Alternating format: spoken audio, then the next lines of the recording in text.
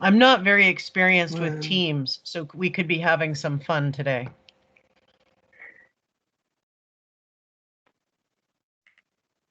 Okay, so we can get started. First of all, you can turn on live captioning if you need it. On top of your screen, there will be three dots that says more actions.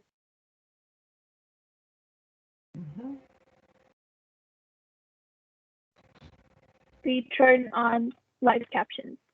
So we need to turn that on. And thank you for joining us today. My name is Sumi. And before we begin, I would just take a minute to go over some ground rules to ensure that our presenters and guests have a positive and educational experience. So first of all, we ask that anyone off their mic will and any distractions. Second, if you have any questions or comments at any time during the presentation, go over those after all three presentations. During our so please feel free to.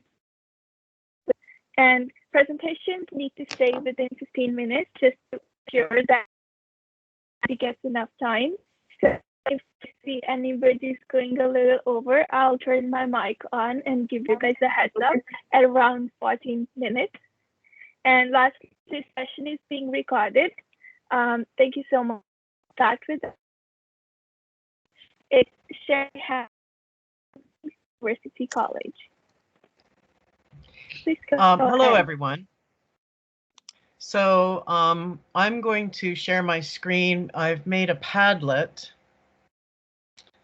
that I believe. Are you able to see a multicolored blue and pink Padlet? Yes. And I'm going to. Yes. Thank you very much. Because, you know, with Teams, I can't see what I'm doing, which is, you know, the blind leading the blind here. Begin with a territorial acknowledgement. Are you now seeing a photo of three gentlemen? Yes. Okay, fantastic. So I teach at King's University College in London, but I'm currently in Watford, Ontario, which is between London and Sarnia, on a farm. And the man in the middle is my father. In 1956, he was welcomed into the Aamjiwnaang First Nation. And I've personalized my land acknowledgement to this region. And I essentially would just like everyone to take a moment to think about where they are and just be respectful of the people who've come before. I'm not going to go much into that, but I would also like to show you that if you are interested, on the lower left, I have nativeland.ca, which is a project where you can identify your region and you can find out the territories, the languages, and the treaties of the First Nations on the area where you reside. Okay, and that's got some international contributions. So my background is I'm a third generation Ontario trained teacher.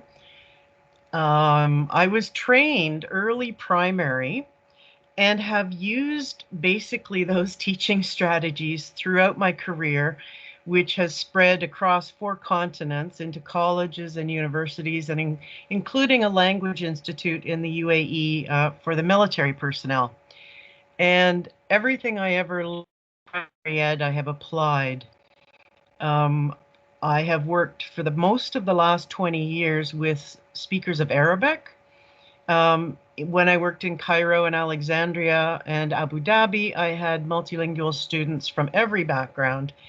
And currently, I'm working with speakers of Chinese who are either in London, Ontario, studying at King's are actually located around the world, and most in the past semester had returned to China. One of the things that I've done, the session is about feedback and making feedback visible to students. As an Ontario trained teacher 30 years ago, we were trained to go through learning processes with students, and I have used that with everyone. And what I found particularly helpful with students from multiple backgrounds who were studying for external exams, not just the IELTS, but for example, in the International Baccalaureate curriculum, you have schools located around the world where the expectation of a learning goal may be something completely different from what the student has been used to.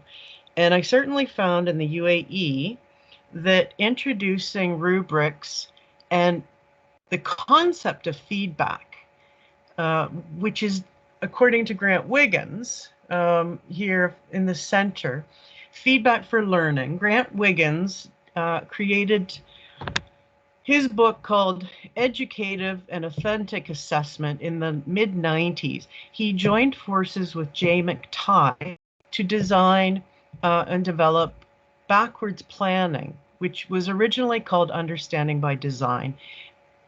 One of the key elements that Wiggins asserts is that feedback is simply advice on how you're doing towards achieving a goal. And outcomes-based education, which is what backwards planning presents, is that you want to get to a certain position. You need to get, it's the analogy by Ken O'Connor is a soccer game, a football game, right? Learning is a skill, it's ongoing, we get better with time, but we need to know where those goalposts are. So that is what I worked really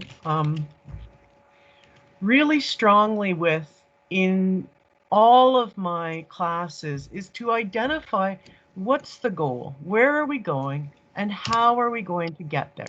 More importantly, why are we doing this? Which fits together with theories in adult education and which I subscribe to, is like, why am I doing this? What is its life importance to me? So what I've done in this Padlet is I've given you a bunch of resources, and at the end I will copy the URL and put it into the chat for anyone to use and refer to. So key scholars I follow are Grant Wiggins, who passed away 6 years ago, but also John Hattie and Shirley Clark have just come out with a book about visible learning feedback.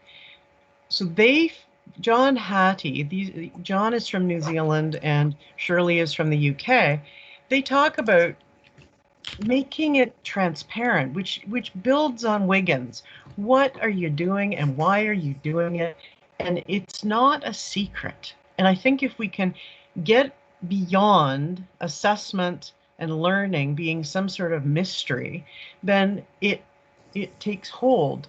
So visible learning, John Hattie, there are videos here and key references I feel are of importance, including a recent article he had in Educational Leadership last month about where we take this with the pandemic.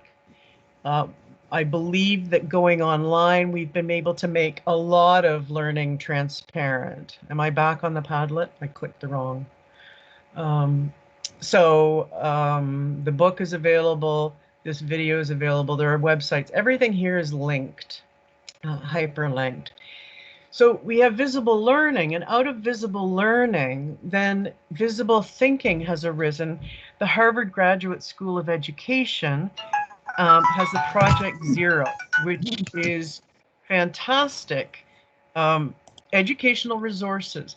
And I operate that any student can use these resources.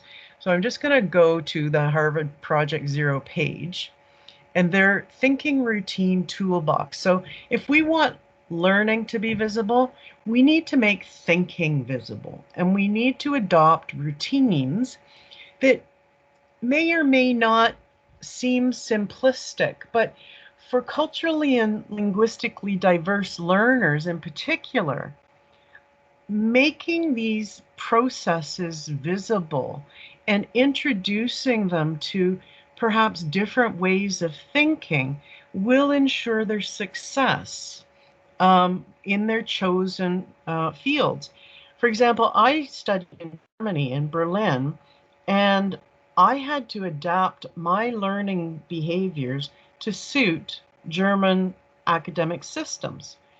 I did my master's through Aston University in the UK. And, you know, I studied at Queen's and at Aston were both English speaking institutions, but culturally vast differences exist. So with these routines, something I have used with every age group is called think, pair, share. And in particular, with speakers of different languages, thinking first about an issue, a topic in class, to yourself, making notes, write down 5 things you're wondering about this topic. Then turn to your neighbor and discuss. You pair students off and they discuss both their thoughts and they respond to their partner's thoughts, and they can again expand on their notes to this before they have to go to a whole group sharing or even a larger small group sharing. It's really important to solidify one's thinking. Similarly, see, think, wonder. These are strategies, and if you click on these, you will expand into PDFs. Project Zero is fantastically open source. And so all of these routines, if we get used to it, and it gives learners a framework within which to approach their learning. So back on my Padlet, I have some various rubrics that I've included. I have been a fan of rubrics since Wiggins and McTighe introduced them. Ontario's educational system from K to 12 has used them since 1999 in the new curriculum. And because I was part of ministry level team, I became a huge fan of rubrics, and I believe that they are instructional tools.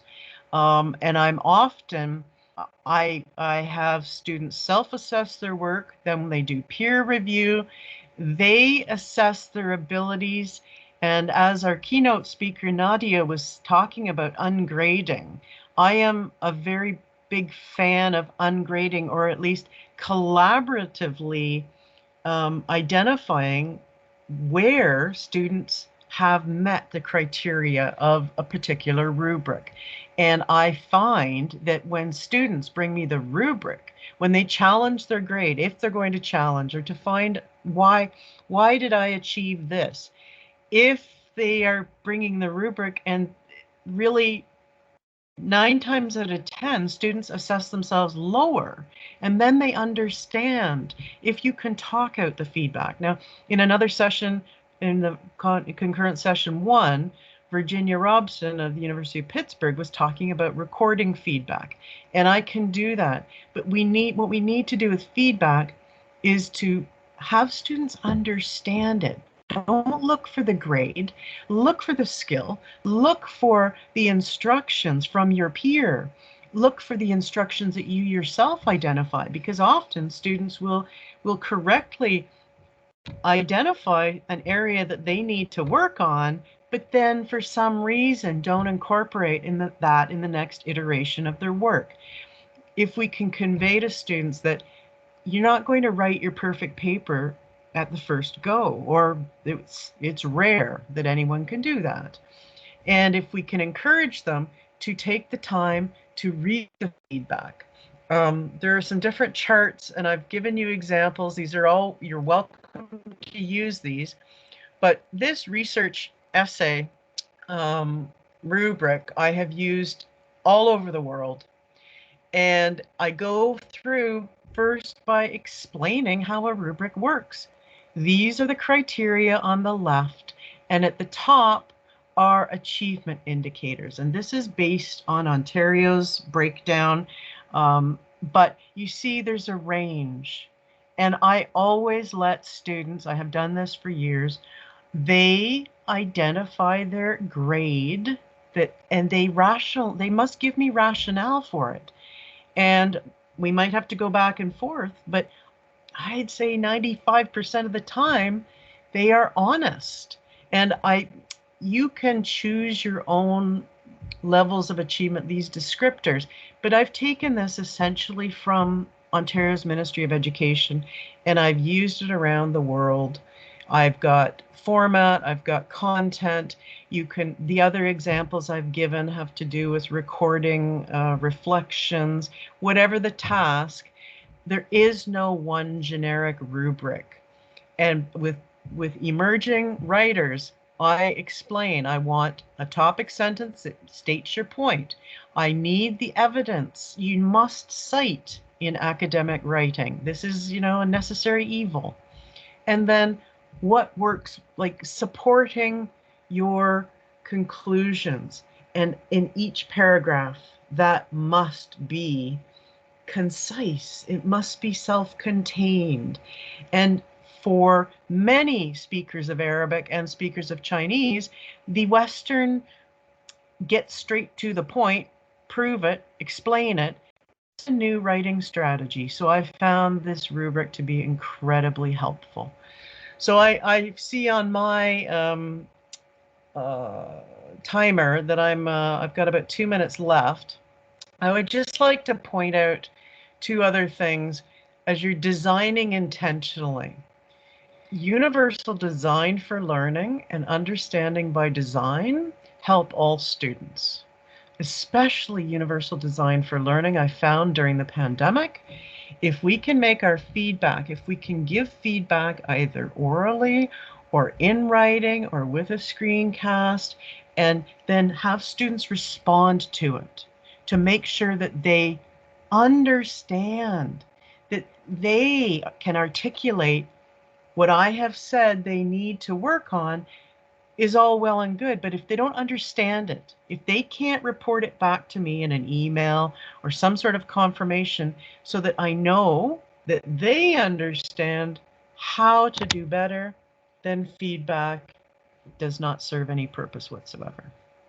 So I'm going to stop there and ask if there are any questions, and perhaps I can stop sharing this correctly. I'm not sure exactly. Have we stopped or not? Are you still seeing my? No. Thank you so much for your presentation. If anybody has questions, please feel free to put them in the chat, and we'll go through those at the end of all the presentations during our Q&A session. So we'll move on to the next presenter, Wang from University of Saskatchewan. Oh, thank you. Please go ahead. Okay, so am I sharing my screen? Can you see my screen right now? Yes. Yes. Okay, so this is my our presentation, developing an online academic writing tutorial for non-native English-speaking international graduate students in diverse programs of studies. So my name is Zhenxiang Wang, and today I'm presenting on behalf of our research team that consists of Dr. Zhi Li, Dr. Veronica Makarov, and me. Dr. Zhi Li and Dr. Veronica are two applicants of this project, and I'm a research assistant to them. So in this presentation, as so in the outline, I'm going to be introducing our project, and I will also describe the participants recruited for the first round, the problem they faced, and their feedback. And I will conclude my presentation with some observations that we made during the first round of our project. So we know that international graduate students play an increasingly important role for Canadian economy and Canadian universities. And we also know the value of academic writing skill in global job markets. So it is in Canada's interest to ensure that international graduate students studying in Canada develop sufficient skills in writing academic papers, academic writings during their graduate programs in Canada. However, evidence shows that many graduate students, international graduate students in Canada, experience problems in writing academic papers and theses. But ongoing supports provided to them across many Canadian universities have been limited or insufficient. Research-wise, for academic writing, literature review is found to be the most frequent types of graduate writing assignments across multiple disciplines in Canadian graduate programs. That's why our projects focus on literature review writing as a representative type of academic writing. According to several previous research, we found that international students are often unaware of the general requirements of academic writing, and they have some issues with avoiding plagiarism, building coherent narratives, citation formats, and use of vocabulary and grammar, etc. But to the best of our knowledge, there has been very little research available on the products of teaching literature review to international graduate students. That's why we came in. So our research objectives, first, we want to assist international graduate students with developing understanding and their skills in the writing of literature review. That's our first initial goal. And we also want to experiment with online learning, especially online collaborative learning, and evaluate its effectiveness. We also want to fill the research gap that I just mentioned. We want to obtain data related to challenges the international graduate student experience with academic writing, and the role of collaborative learning and peer feedback in addressing these challenges. These are the research frameworks that we apply to guide the design of our tutorials and the research: systemic functional linguistics, collaborative learning, and academic discourse socialization. These frameworks will also be applied in the later stage of our study to analyze the data that we collect and to evaluate the effectiveness of the online learning. So for our project, it consists of 5 self-paced tutorials delivered on Moodle platform in a 3-month period of 12 weeks. So the 5 tutorial, the first tutorial is a general introduction to literature review as a genre. The second tutorial is logic and structure of presentations. Tutorial 3 delivers topics of sentence structures, and tutorial 4 and tutorial 5 focus on academic vocabulary and grammar of indirect speech. This tutorial has been converted into H5P ebooks that contains interactive content and quizzes for the participants to play with to enhance their learning experience. We also provide learning experience sharing or discussion forum for them to discuss with their peers their learning experience.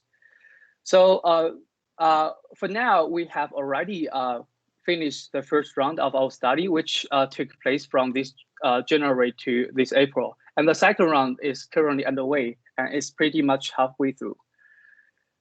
This is the basic structure of our tutorial, our course page on Moodle platform. And there are 5 tutorials, as I mentioned, and this is tutorial 1.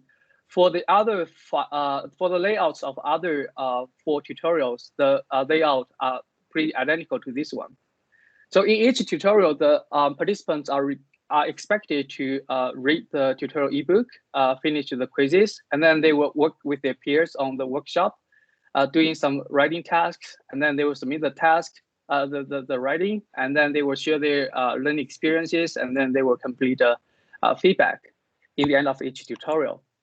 In particular, there are 5, each tutorial is assigned with a writing task of a specific topic. For tutorial 1, tutorial 3, and tutorial 5, these writing tasks are individual, which means that participants have to work on this writing task individually, and then they need to submit their draft on the workshop for other participants to provide peer reviews to. And for tutorial 2 and tutorial 4, participants will work in group. But for individual writing, they will have to finalize their draft based on the peer reviews, but there is no peer review for tutorial 4 and tutorial 2. And there are 3 instructors in our team to access every submitted writing. And we also collect surveys talking about response. We also collect data from our participants, and there are several surveys throughout this project. And this survey is usually consists of comprised of some multiple false items and some open-ended questions. So research questions. Throughout this project, we want to answer these 2 questions. What are the difficulties experienced by the participants with literature review and English as second language academic writing? What are the participants' experiences with the tutorial? So since we have only complete data sets for the first round of our study, so my presentation will focus on the first round only. So in the first round, we have 61 participants from the University of Saskatchewan and University of Victoria that signed up for our project. Most of them are female, about 70%. And these participants spoke 20 different languages as their mother tongue, such as Spanish, Mandarin, Persian, Yoruba, and Arabic. According to the score they reported, the average IELTS score is 6.8, and the average TOEFL score is 94. And this is in line with the self-assessed English proficiency, as most of them reported, evaluate the general English language proficiency as okay or good. And for these participants, they are from diverse program studies from 45 different areas of studies, such as educational administration, applied linguistics, psychology, curriculum studies, and computer sciences.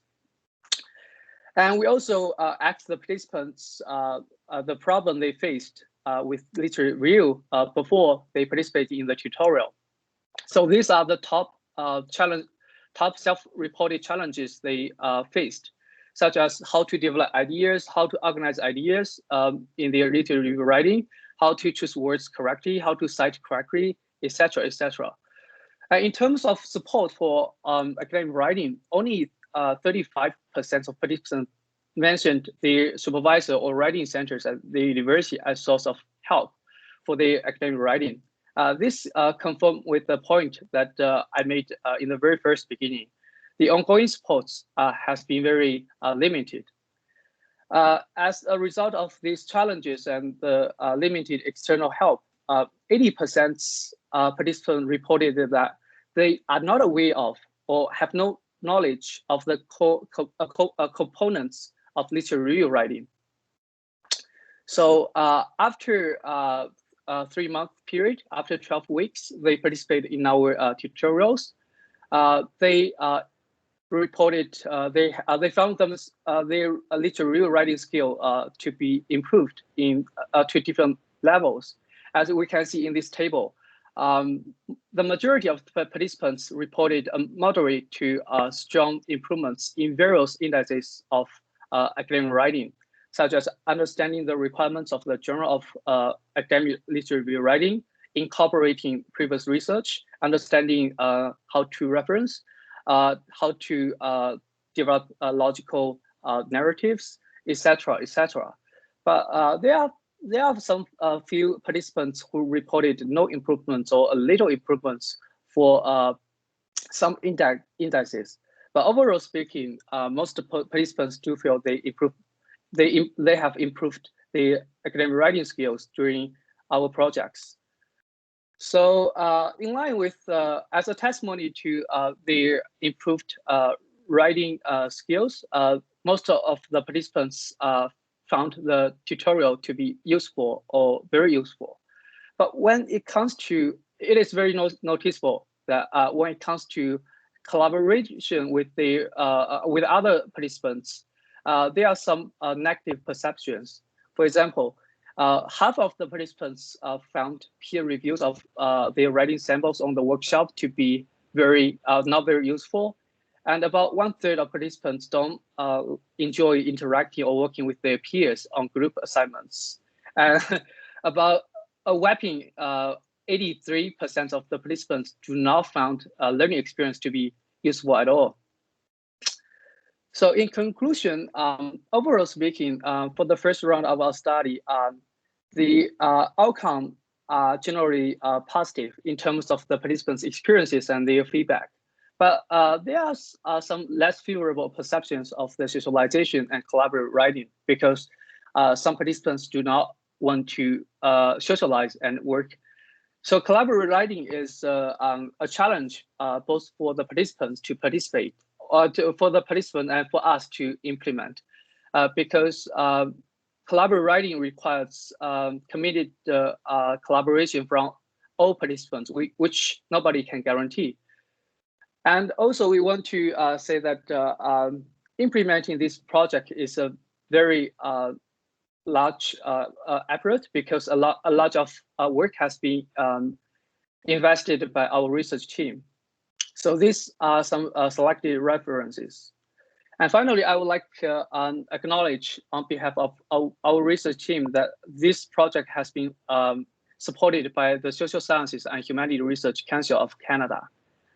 And this is the end of my presentation. And thank you very much for your attention.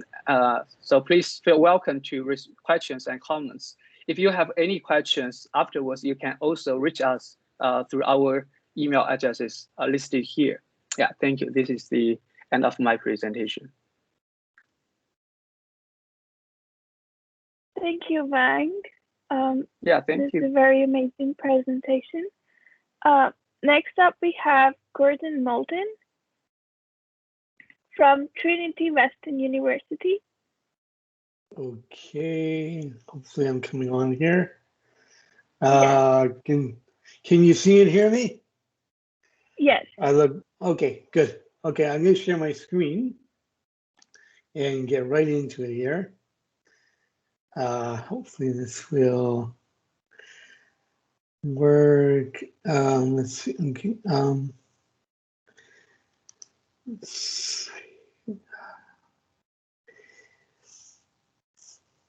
Okay, just a minute.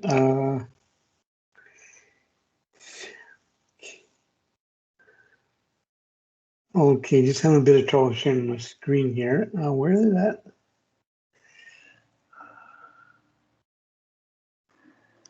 Okay, just a second. It should be. There should be no problem with MS Teams, but this is okay. Just a minute. Okay, I'm gonna stop sharing for a second and get into it. Yeah. Okay, let's see here. Okay, I think. Yeah. Great. Sorry about that. This is posing presentation.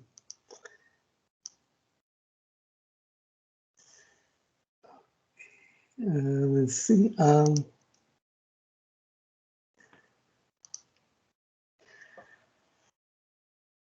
Okay. Yeah, we can see it now. Okay, just can you see? Oh, no, it disappeared just now. Okay. Can you see symposium presentation? Yes. Okay. Can everyone see an investigation into the effects of COVID-related school falls?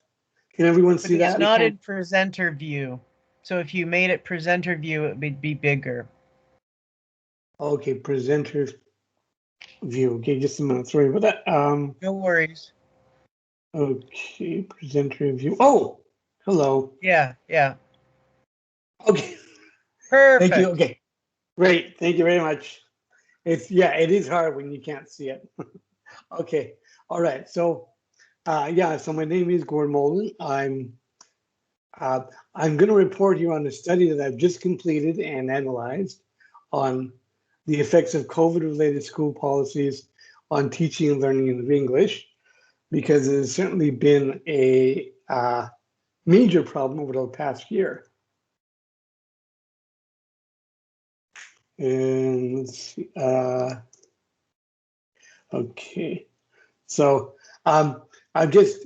my main background is that, so I've been a teacher of English ESL for many years in Japan and Canada, including Link here in Metro Vancouver, where I'm speaking from.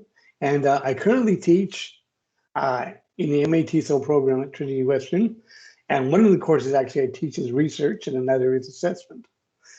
And so this came especially out of my research course, but just out of my general concern for what is going on.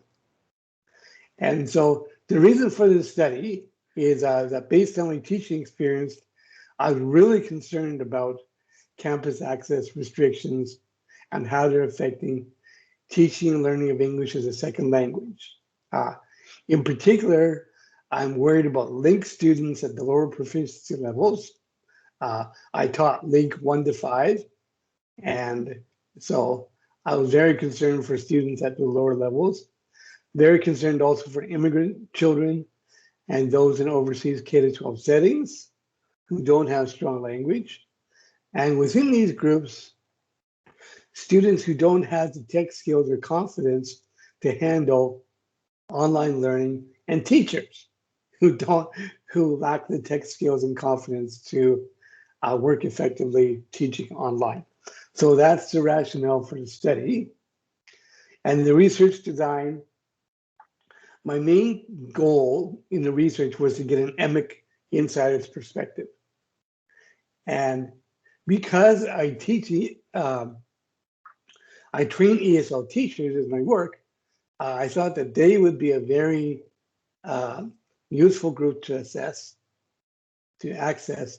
And because I work at Trinity, I could get access to be able to contact them, and I could get research permission through the Trinity Research Ethics Board, which is what I did. Okay, and so my study was based on 4 research questions. What's been the impact of COVID-related access restrictions on teaching and learning? How have teachers responded to this? What have been the effects of the strategy they've employed? And what recommendations do these teachers have for dealing with extended periods of access restrictions in the future? And so the procedures, first, I got permission for conducting the study through my institution. I used SurveyMonkey to put the survey together, to set it up online.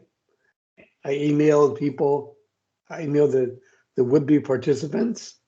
So about over 250 received an invitation to participate. And there was a consent form. They read through it, they explained the study and everything. And they showed their consent by, clicking the button to, complete and submit the survey. 51 of those current and alumni students completed all or a portion of the survey, and 6 of them agreed to participate in post-survey interviews, which were indeed very enlightening. Okay, so the survey elicited the background information from these teachers, their first language, types of courses taught, the age range of participants, English proficiency levels of the learners, CEFR levels, and the English skill areas they taught. Okay, and then part 2 of the survey elicited information about their institution's campus access policy and the impact of this policy on their teaching approach, on their assessment, on the learner progress, and the learner well-being. And there was quite a lot of information in all these areas that came from the respondents. Okay. Okay, and then the final question of the survey was their recommendations for TESOL programs for their teachers. How should, in light of the information in this study, how should they deal with COVID restrictions in the future. So the results, these teachers taught in a wide variety of contexts. Some of them worked in multiple contexts, and you can see on the screen here various contexts. You got EAP, Link, K-12, university, overseas, and Canada. So there was a very wide range of contexts represented. Okay, and then the proficiency levels of the learners, the full range, pre-A1, which is like literacy level 1, literacy level in Link, all the way to C2, which is, well, CLB 10 or 11. Okay, so you see the full range of proficiency levels was represented by the students. Okay, as for the institutional response to the COVID, a majority of the institutions moved on classes entirely or partially online. Okay, a very large majority. Very few stayed on campus. Okay, and the general impact of this policy on teaching and learning, a majority said there had been significant changes. Okay, and through the interviews had 6 respondents, and there was also a variety there. EAP teachers, 1 administrator, low proficiency, high proficiency Link, 6th grade in K-12, okay, and elementary EFL overseas. So the impact on teaching, in general, the main thing was teachers had to go paperless. Since everything was going to be online, they had to go paperless. They had to balance synchronous and asynchronous instruction, and the learners had to deal with that. They needed to focus on helping students develop digital literacy skills, especially in Link. Teaching of oral skills and writing was a challenge in many cases. Progress was slower overall with the online teaching. Okay. Assessment was difficult, especially for speaking and writing. And they needed to monitor the quiet and less proficient learners who tended to disappear. If you worked on Zoom, you know that people turn their videos off, people disappear, right, and everything, and so that was a problem. However, there was one enormous benefit for the teachers, and it was that this enforced online teaching was tremendous for their professional development. The teachers got a lot out of this. For the students, the emotional impact of the restrictions was significant. Okay. This has been much harder on the students than the teachers, not surprising, I'm sure. Stress, anxiety, depression, and concern for many. They had to adjust not only to online synchronous, but online asynchronous, which is very helpful, it's not natural for students. It's not natural for teachers. And this is where digital literacy skills were a huge issue, especially for students at lower levels of Link. One of my interviewees teaches lower literacy level Link, and from that interview, I got a lot. It was clearly very, very difficult for lower level Link students to deal with online learning. Progress was slow overall due to lack of regular face-to-face meetings, and because assessment was difficult, and because the students lacked digital literacy skills. Quieter students sometimes disappear, right, during Zoom calls, right? They leave their video on, but they disappear, or they turn off their video. Older Link students, many older Link students decided to just wait for face-to-face instruction to come back on. So they have not been studying. Okay, Respondents' advice to TESOL faculty: prepare your students to be able to teach both on campus and online. Work on development of materials, methods, and assessment for online teaching. Stress the need for English teachers to develop their digital literacy skills, provide workshops, etc., as needed. Okay. Strengths of the study. Okay. A variety of teaching contexts were involved. Various variety of proficiency levels of learners. The open-ended survey questions, interviews allowed the researcher me to get the immigrant perspective. Individual interviews added triangulation validity. Then the timing was very helpful. It's been done it was done a month ago, and so the access restrictions have been in place for over a year now, and so there's a lot of information to gather. Weaknesses. Most of the respondent teachers are not native speakers of English, which is not representative of the field. A third of respondents did not answer the open-ended questions. The study did not elicit responses from ESL students, which would be ethically more difficult. I was the interviewer, so I don't think there was an impact on honesty, but you'll never know. There was in one case, and the survey did not elicit information on teachers' years of experience. Suggestions for further research.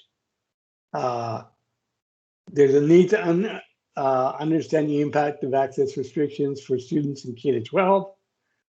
How can digital literacy skills be developed in the K-12 and linked sectors? What role do ESL, EAs, and ESL specialists in K-12 play? Okay, and research to monitor the catching up progress in the K-12 and so in English. It's going to take a long time to catch up. Okay, concluding thoughts: digital literacy is a vital skill for teachers and learners. But it's a real burden for low literacy learners who need to develop language as well. Teachers and learners need to learn how to successfully handle synchronous and asynchronous instruction. Teachers need to keep in contact with students for encouragement and make sure they don't give up. And TESOL programs need to be intentional in pushing teachers to become experts in pedagogical digital literacy. And I will stop the share. Okay, all right. Okay. Okay, so anyway, that's it. Can you hear me still? Yes. Okay. Thank you so much for the presentation. Okay. So did I go? I probably went over it maybe a bit, but I'm very grateful for the opportunity to have the opportunity to do this and to hear views of others. So thank you very much. Thank you. So we'll move on to the Q&A session right away. I think I have one question for Blank. Why do you think they find collaboration difficult? Blank, are you still here? Yes. Yeah, for me, right? Yes. Yes. Okay. So because first of all, the collaboration happens among participants, and there is no guarantee that every participant is willing or committed to collaborating with other participants. So that's what makes collaboration very hard.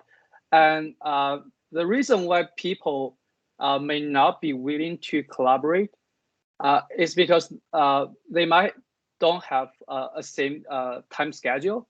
They might find themselves unable to collaborate as well sometimes. So that's why collaboration is very hard online, especially when the participation in our project is totally voluntary. It's not Like when you sign up for our study, you have to stay in the end. Otherwise, you cannot sign up.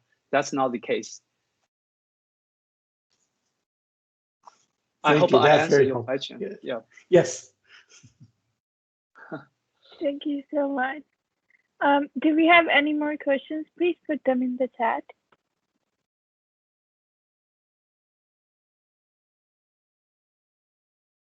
We have a question for Gordon. Could you expand on the topic of the teachers' increased professional development? Okay. Okay. So the main thing that the study revealed was that teachers need to develop digital literacy skills. And what I can say is when the campus access restrictions were implemented at Trinity, there was quite a panic to moving online, especially for assessments. Teachers found assessment to be difficult, and the other area they found difficult was teaching asynchronously. It's not a natural skill. I had to learn to use Zoom myself, and so I had to learn to use Zoom synchronously with students. And I think assessment, especially, is a very difficult issue. A large part of it is because how can you get a valid assessment and keep students from cheating at the same time? I think that's a real bugaboo for teachers. And then the other thing with professional development is how do you help learners to develop digital literacy, especially into lower levels, when their English is not good? Okay, and so teachers need to develop their professional skills for materials development, for assessment, you know, and for doing activities.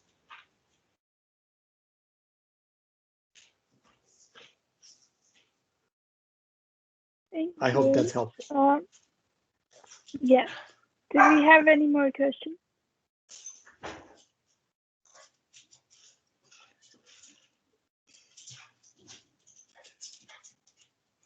I have a question meanwhile. It's for all the presenters. I know your studies are very interesting and I really like the presentations. How do you think these messages can be conveyed to schools and universities and to different professors to put all these ideas and all these data that you have collected into practice?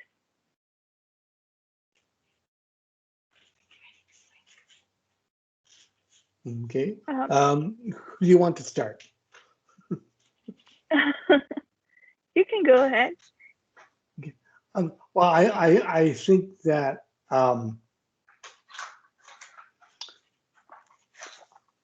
I think perhaps that on-campus workshops would be helpful for faculty. I think that. I think presenting the results of our studies within our campus communities would be another helpful thing. And just those are a couple ways that I can think of. And I think maybe also working with the IT department in your institution, because IT is going to has certainly become more important with this. Teachers being able to work with their IT departments and getting the IT specialists up to speed on the teacher's needs. Thank you. Yes. Sari, would you like to add something to that?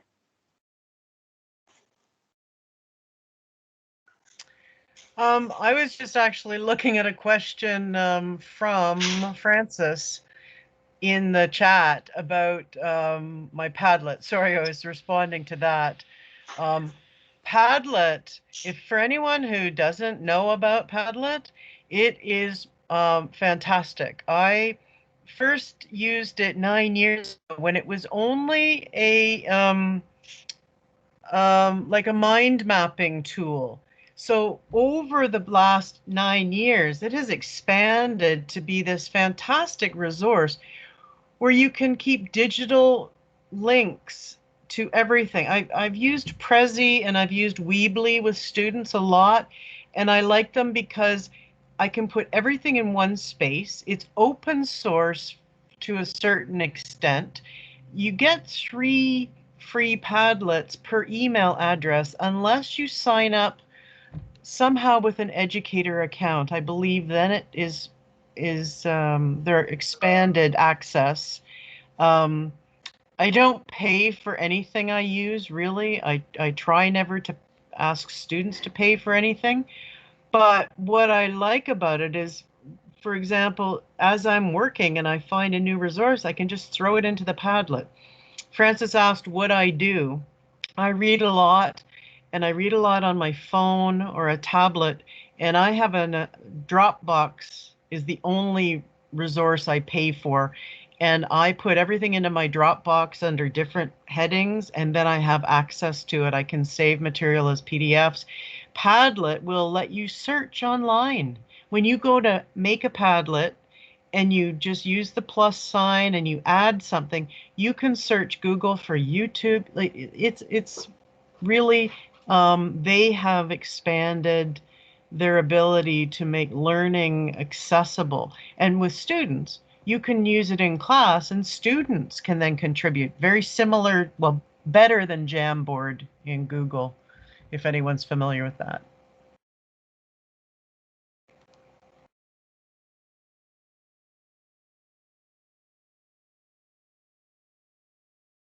Thank you for answering that question. Francis, do you have any other questions? Or anyone else?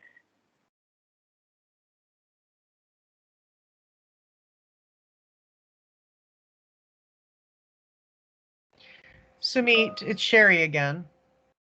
Yes. Just please. to answer your question a little bit, I think like all of the research shared today, for my co-presenters, you need to submit the abstract and get that into the publication from the conference. That's one way of getting the information out there.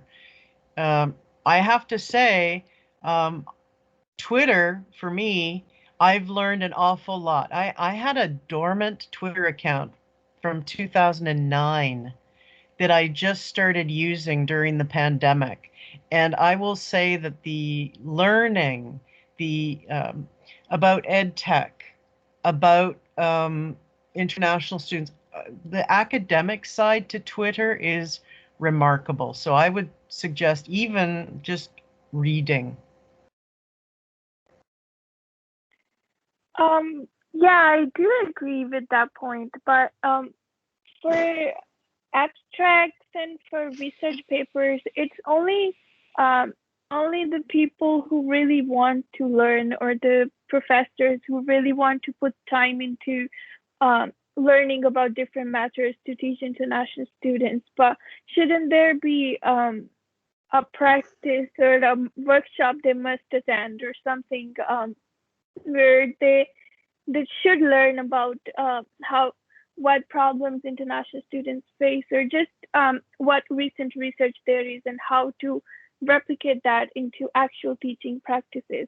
Because I know that not everybody goes out of their way to read research papers unless they're very interested in that certain research topic. Yeah. I would go further. Oh, sorry, Gordon, go ahead. To actually, Sherry, to add to yours, not only to the abstracts, but to go to conferences, present, get involved in the tech jams at conferences, present, give workshops where you can, and just be visible and get involved in discussions. Yeah, so in addition to the research papers, because the conferences do have more general teacher population attendance. And so it is a good opportunity. And to further what you said, Gordon, though, about digital literacy skills, I returned to Canada a couple years ago after 20 years in the Middle East, and digital literacy in Canada is lagging. And that is, you raised a very important point about higher ed, where it needs to be a focus. But as Francis, I think it is again, is pointing out, there's no training. I'm thinking you folks might be speaking from positions as employed instructors, where I'm a precariously employed contract instructor, so I have zero access to funding. So, how we make that, I bridge that gap. How do you train people, or how do you, going to conferences is all well and good, but unless it's like this, virtual and free, I can't do it. Mm-hmm. That's a good point. Yeah. And to the point, my study was free. I did it all on my own time and everything. So. So we have another question for Vang. Are you going to make the tutorials available when the study is done? I think so. It really depends on, because for now, our tutorial are already freely available on the Moodle platform that we paid. The Moodle platform is not totally free. We pay for that, but for participants to use Moodle platform, that's free. And I actually built a project website where I put the first tutorial freely available there. So if anybody wants to check, I can send the link. You can check the first tutorial that we built on the website. But after we collected all the data we want, after we complete our project, I think we might make the 5 tutorials all freely accessible on our website. I think so. I also want to answer the question that you raised initially about how to apply our research into practice. Actually, there are many websites where you can access free courses online. For starter, people can use YouTube as a place to study, because there are many top courses from top universities freely available on YouTube, like MIT and the Stanford University. But I think it has to do with the laziness of people. Most people just cannot commit so much to online learning. So the learning rate is usually very low in virtual environment versus in offline setting. And there are also some very specialized websites where you can learn classes and even earn degree, like Coursera, like a Khan Academy, like edX. But I think there are still problems, because not everybody knows or will access these learning websites. So we need some learning system where educators can use and promote their courses and to teach the local community.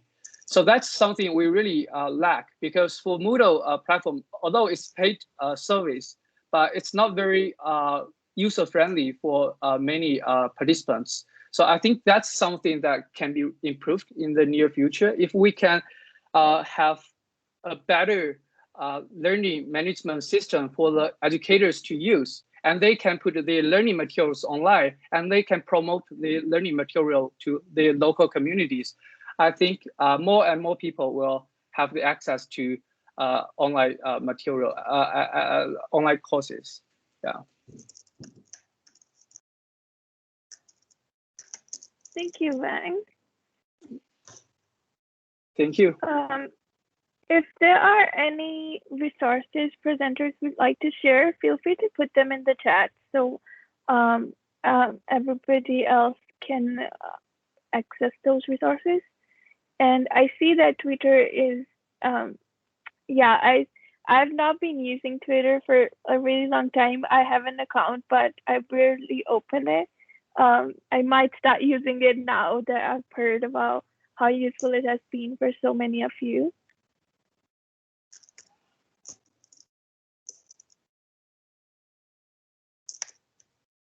Do we have any more questions? I see there's a discussion going on in the chat.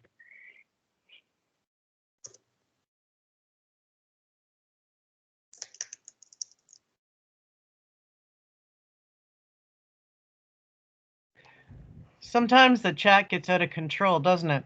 I like the idea of blogs, Gordon, but again, who has all the time, right? We can, if you have a full teaching load, and I don't know, Yeah. Admirable. Well, I agree. It's something that you kind of keep up, that you keep up when you can. But it is useful to have it just to share. But to the point that on YouTube, there's so much on YouTube. It's amazing how much information is available there. I use it for my research course, and so much. There's so much there that's helpful. So yes, YouTube is a very helpful source.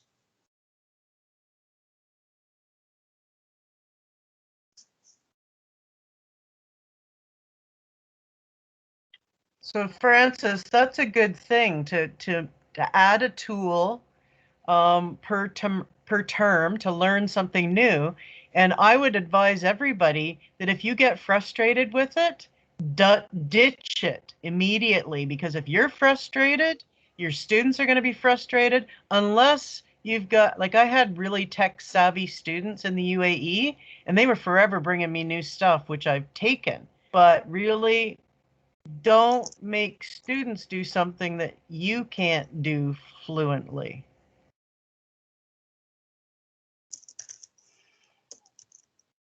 Yeah, I think there's no end to these digital tools.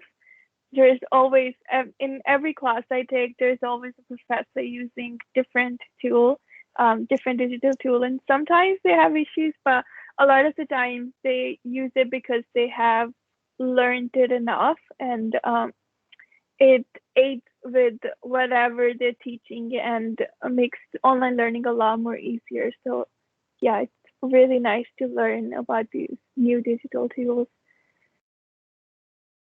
Yeah. One of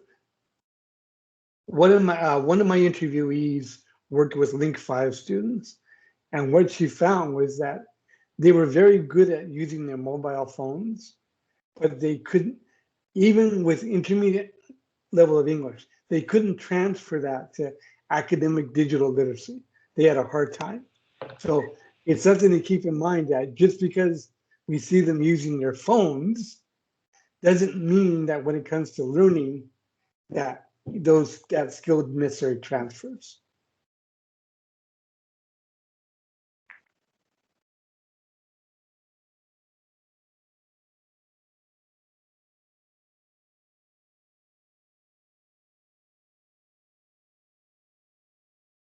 I just agree with that, Gordon. I always survey my students at the beginning to say, what devices do you have and what do you actually use? Because receiving files on a phone, for example, Word with comments for feedback, most of them don't know to download the file first and open it, and they're like, there's no feedback. Well, yes, there is. So we establish who uses what, how, and I try and make some stipulations of, if you really want this, you're going to produce on a laptop and you're going to follow this, and you might want to receive on a laptop too, depending on when it is. But use your phone, use your tablet for whatever you can, wherever. Yeah, that's a good point. Finding out, knowing what they actually know how to do is really important. Just not assuming that everyone in this in the younger generation can do everything we think they can do. they can't necessarily, especially if English is not their first language. That's actually a very useful practice, keeping in mind that students come from different countries, now that we are talking about international students, and not all countries use the same applications or the same devices or same digital tools. So I agree that that's a very useful practice. Yeah.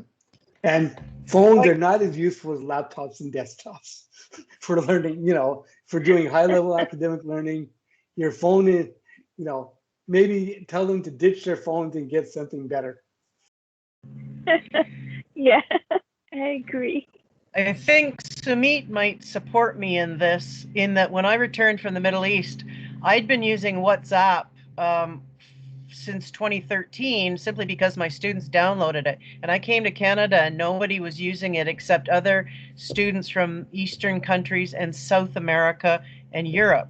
No one in North America was using it, but it has fantastic benefits for giving audio feedback, communicating through video, through images. You can send documents. It's a marvelous application that I do believe this year, or maybe last, has taken off in Canada finally.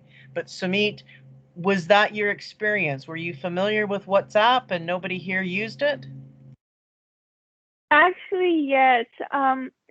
In India, we use WhatsApp a lot, but when I came to Canada, it was quite popular, but it was still not everybody around was using it. Like in India, every other person is using. Like there's nobody who doesn't use WhatsApp.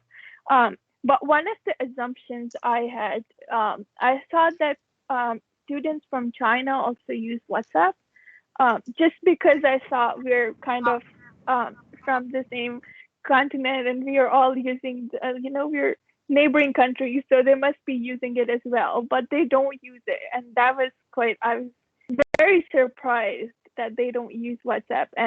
But we had to communicate with them online. We had to use different methods. I also worked with International Student Center for a while.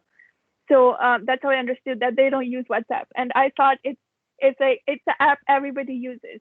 So I had this misconception in my mind. Yeah, Chinese students use WeChat, and I so far have resisted that. But what I have is I send a message to one student who then distributes it to the whole group on WeChat. And it works a lot faster than relying on students to read email.